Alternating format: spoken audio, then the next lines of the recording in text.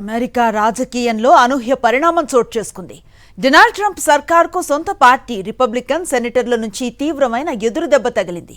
America attorney జనరల్గా nominate అయిన టాడ్ blonde సెనేటర్ల ఒత్తిడికి తలొగ్గారు. ట్రంప్తో జస్టిస్ డిపార్ట్మెంట్లో కుదుర్చుకున్న ఒప్పందంలో కీలక నిర్ణయాలను రద్దు చేసుకున్నట్లుగా ఆయన ప్రకటించారు. $1.8 బిలియన్ ఫండ్ను రద్దు చేయడంతో పాటు ట్రంప్కు ఇచ్చే పన్ను మినహాయింపులపై పరిమితులు విధిస్తూ ఉత్తర్వులు ఇచ్చారు. అసలు అమెరికా రాజకీయాల్లో ఏం జరిగింది? దీనిపై సాక్షి టీవీ ప్రత్యేక కథనం. టాడ్ బ్లాంచ్ ను అటార్నీ జనరల్ గా నియమించే ప్రతిపాదనపై సొంత రిపబ్లిక్ పార్టీ సెనేటర్లు జాన్ కోనిన్, టామ్ టిలిస్లు తీవ్ర అభ్యంతరం వ్యక్తం చేశారు. గతంలో డెమోక్రాట్ల హయాంలో అన్యాయం జరిగిందనే నెపంతో $1.8 బిలియన్ ఒక నిధిని ఏర్పాటు చేయడానికి జస్టిస్ డిపార్ట్మెంట్ అంగీకరించింది.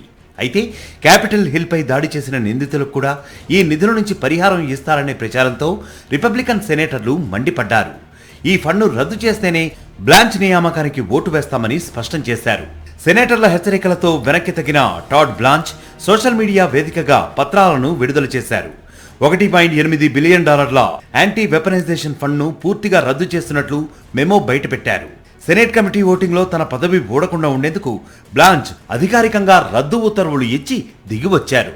మరోవైపు పన్నుల శాఖ IRS ఆడిటింగ్ నుంచి ట్రంప్నకు లభించిన వెసులుబాటుపైన పరిమితులు విధించారు. కేవలం డొనాల్డ్ ట్రంప్, ఆయన 2 కుమారుడు, ట్రంప్ ఆర్గనైజేషన్కు మాత్రమే ఇది వర్తిస్తుందని స్పష్టం చేశారు.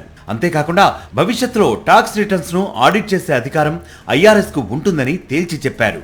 అధ్యక్షుడికి లబ్ధి చేకూరేలా జస్టిస్ డిపార్ట్మెంట్ వ్యవహరించింది అన్న విమర్శల నడుమ ట్రంప్ టీం ఇక వెనక్కి తగ్గాల్సి వచ్చింది. మరిన్ని అప్డేట్స్ కోసం ఛానల్ ను సబ్స్క్రైబ్ చేయండి. నోటిఫికేషన్స్ కోసం బెల్ ఐకాన్ పై క్లిక్ చేయండి.